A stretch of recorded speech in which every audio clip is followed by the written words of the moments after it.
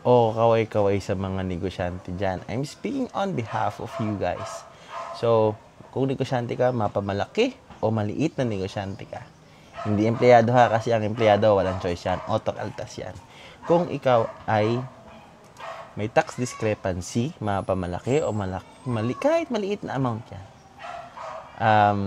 At kung ikaw ay hindi talaga marunong magproseso ng dapat mong i-file, may karampatang parusa yan. At pwede kang makulong at ma-filean ng criminal case. Lalo na kung meron kang tax discrepancy. Ngayon, we don't have any objection. Ang tax ay dapat bayaran. Nasa sa batas yan. Pero, paano naman kaya kung ang tax ay ninakaw? No? Tayo ng mga negosyante halos makulong.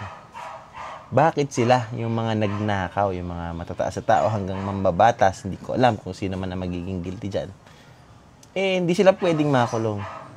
So, sabi nila, patas yon. Kayo na lang magsabi.